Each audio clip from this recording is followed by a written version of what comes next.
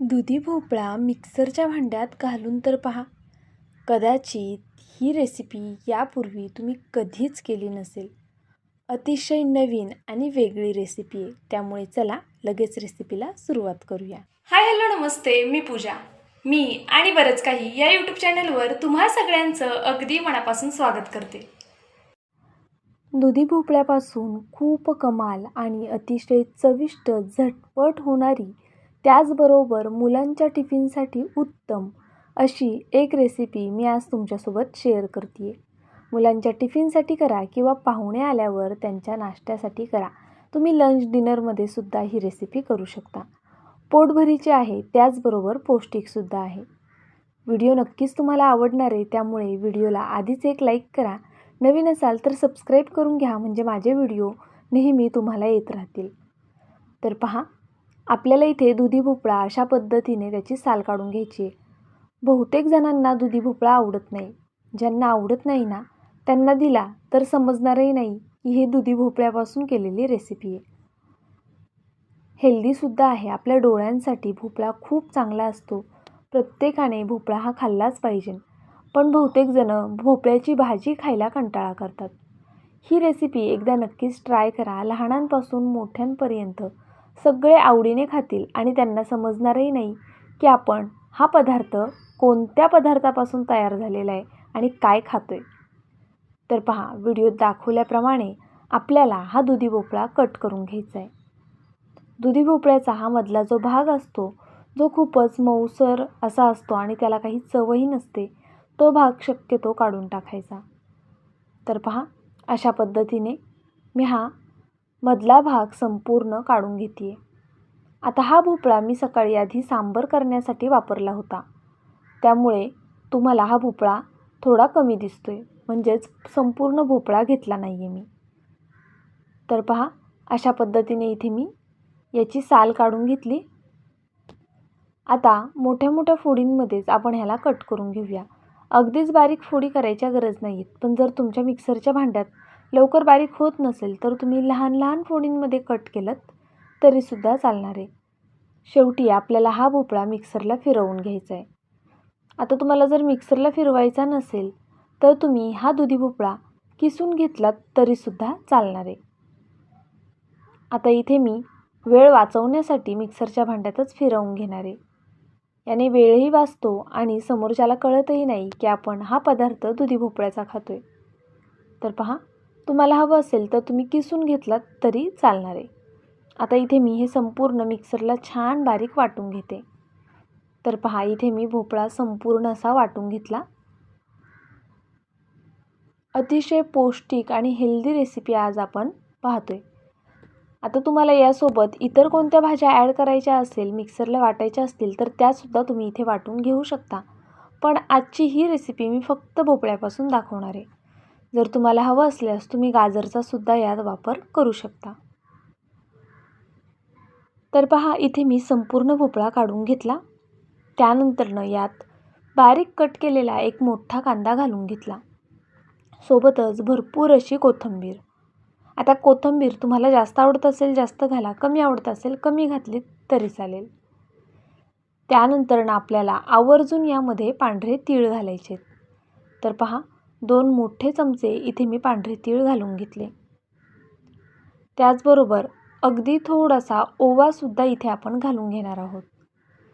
अगदी छोटा चमचा आहे पहा, तर इथे मी 1 छोटा चमचा भरून ओवासुद्धा घालून घेतला, म्हणजे हा पदार्थ आपल्या पोटाला बाधणार नाही. ओवा घातला की लगेच यामध्ये थोडीशी हळद घालून घेऊया. त्यानंतरनं चवीनुसार लाल तिखट. लाल तिखट तुम्ही तुमच्या आवडीनुसार कमी जास्त करू शकता. मी इथे 1.5 चमचा लाल तिखटाचा वापर केला आहे. सोबतच धना पावडर घालून घेतली आणि त्यानंतरनं अद्रक लसणाची पेस्ट घालायची आहे. आता तुम्हाला लाल तिखट वापरायचं नसेल तर तुम्ही हिरवी मिरची, अद्रक, लसूण एकत्रित मिक्सरला फिरवून ते सुद्धा इथे वापरू शकता. 1 लहान वाटी इथे नाचणीचं पीठ घेतलेलं आहे. तुमच्याकडे नाचणीचं पीठ नसेल, स्किप केलं तरीसुद्धा चालणार आहे. त्यानंतरनं 2 वाट्या बाजरीचं पीठ घेणार आहे. आता तुमच्याकडे कोणती पीठं आहेत, जर तांदळाचं पीठ आहे, ज्वारीचं आहे, त्याचबरोबर बेसन पीठ आहे. जी काही पिठं असतील ना ती सगळी मिक्स करायची. तुमच्या अंदाजे वाटीने प्रमाण घ्यायचं आणि चवीनुसार मीठ. तर पहा, आपल्याला यामध्ये शक्यतो पाण्याचा वापर करायचा नाही आहे. त्यामुळे पीठ खूप जास्त घ्यायचं नाही. तुम्ही इतर कोणतीही पिठं घ्या, पण ती थोडी थोडी करूनच यामध्ये घाला, म्हणजे मग पाण्याचा वापर करावा लागणार नाही.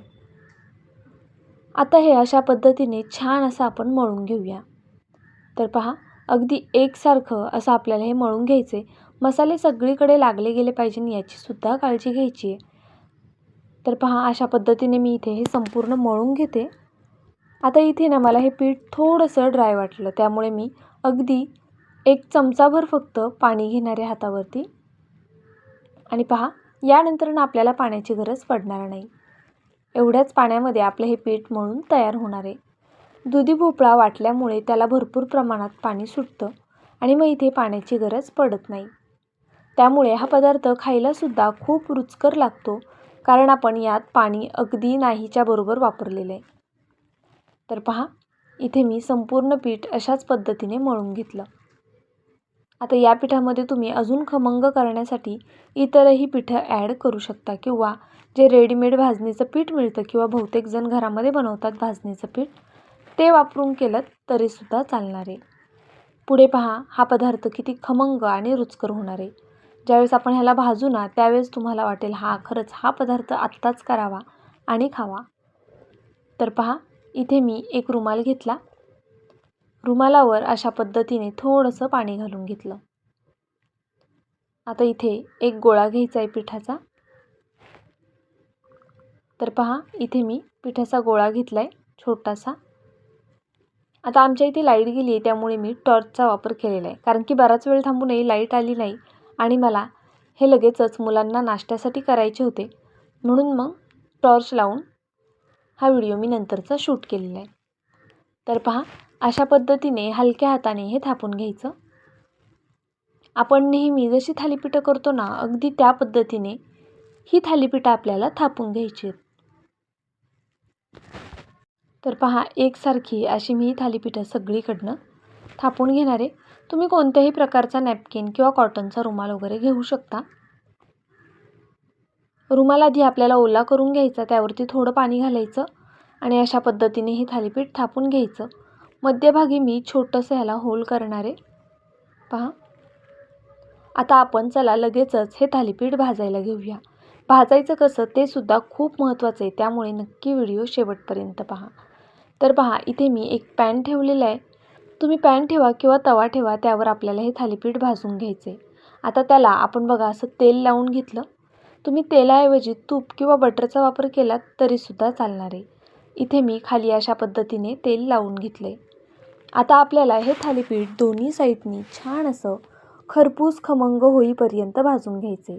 बघा, थालीपीठाच्या मध्ये जे होल आहे ना त्यामध्ये सुद्धा आपण थोडंसं तेल ॲड केलेलं आहे आणि साईडनी सुद्धा याला तेल सोडून घ्यायचे. आता हे तेल सोडलं की लगेच 1 मिनिटभराच्या आतच आपल्याला हे थालीपीठ पलटी करून घ्यायचे. गॅसची फ्लेम इथे मी मीडियम ठेवलेली आहे. मीडियम टू हाय फ्लेमवर हे थालीपीठ मी थापून घेणार आहे, म्हणजेच भाजून घेणार आहे. तर पहा, जर तुम्ही खूप बारीक गॅसवर भाजलं तर मग हे थालीपीठ असं म्हणावं असं खरपूस आणि खमंग असं भाजलं जाणार नाही. त्यामुळे शक्यतो हे थालीपीठ मीडियम टू हाय फ्लेमवर भाजा आणि तवा असेल तर मोठा गॅस करूनच भाजायचे. पॅन कसा लवकर गरम होतो आणि पॅनमधले पदार्थसुद्धा लवकर भाजले जातात, त्यामुळे मी मीडियम टू हाय फ्लेमवर हा पराठा किंवा थालीपीठ भाजून घेते आहे. पहा, दोन्ही साईडनी तेल लावून छान असा हा पराठा किंवा थालीपीठ भाजून घेतलेलं आहे. आता आपण अशाच पद्धतीने इतरही थालीपीठं भाजून घेऊया. प्रत्येक थालीपीठ दाखवणार नाही आहे, कारण आता आपल्या चॅनलवरती भरपूर थालीपीठांची रेसिपी मी अपलोड केलेली आहे आणि त्या पाहून तुम्हालाही समजलेलं आहे की थालीपीठं कशा पद्धतीने भाजायची किंवा थापायची. थालीपीठ करताना छान असं पातळ करायचं, खूप जाड ठेवू नका आणि अगदीच कागदासारखं पातळही करू नका. पहा, या पद्धतीने जशी आपली रोजची भाकरी असते ना त्या पद्धतीने हे आपल्याला पातळ करून घ्यायचे. तर आपला इथे थालीपीठांची रेसिपी तयार झालेली आहे. तुम्हाला आजचा हा व्हिडिओ कसा वाटला कमेंट करून नक्कीच कळवा. नवीन असाल, सबस्क्राईब केलं नसेल तर प्लीज सबस्क्राईब मात्र नक्कीच करून घ्या. उद्या भेटूया अशाच एका छानशा रेसिपीसोबत. तोपर्यंत bye. Thank you so much for watching.